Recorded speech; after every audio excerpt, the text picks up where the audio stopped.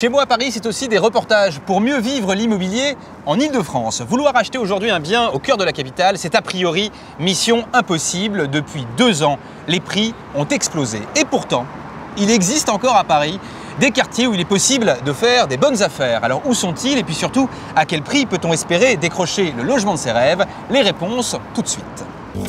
Juste après l'emploi, le logement est devenu la première préoccupation des Franciliens. En 10 ans, les prix de vente ont doublé et les loyers ont augmenté de 50%. En mai, le prix moyen du mètre carré atteignait même le prix record de 8 000 €. Les biens haut de gamme peuvent se négocier jusqu'à 30 000 € le mètre carré. Des sommes qui donnent le vertige. Chez moi, à Paris, vous prouve que dans la capitale, il est encore possible d'acheter sans être millionnaire. Focus sur les 3 quartiers où vous devez investir. Premier arrêt, Barbès, 18e arrondissement. Nous sommes dans le nord-est de Paris. Barbès, c'est le quartier qui cristallise tous les fantasmes. Pourtant, Barbès, c'est en réalité un quartier en pleine rénovation. C'est aussi le mélange des cultures et des immeubles haussmanniens qui n'ont rien à envier au plus beau quartier de Paris. Barbès, c'est des affaires à moins de 6 000 € le mètre carré, soit 25% de moins que les prix du marché.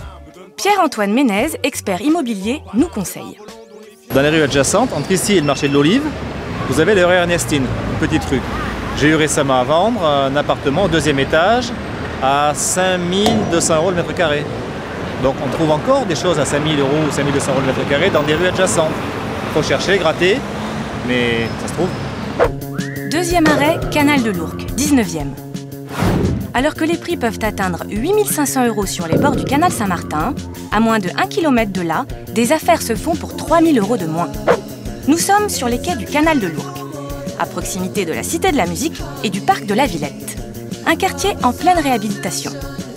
On retrouve dans ce quartier le même processus qu'on voit dans tous les quartiers qui prennent de la valeur, qui sont un habitat populaire à l'origine, plutôt vieillissant maintenant. Ensuite, une boboisation, pour parler en termes actuels. Et 10 ans plus tard, un embourgeoisement général.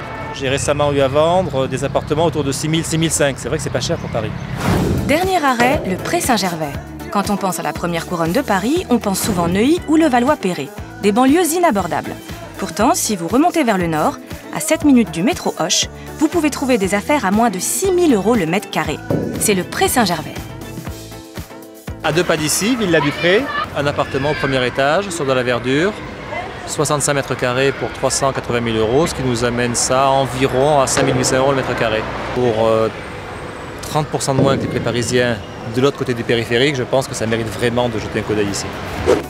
Alors, on récapitule. À Paris, il est encore possible de décoter de vraies bonnes affaires, jusqu'à 30% moins chères que les prix du marché. À Barbès, vous trouverez des appartements à 5 200 € le mètre carré. Dans le 19e, près du canal de l'Ourcq, le mètre carré se négocie à moins de 6 000 €.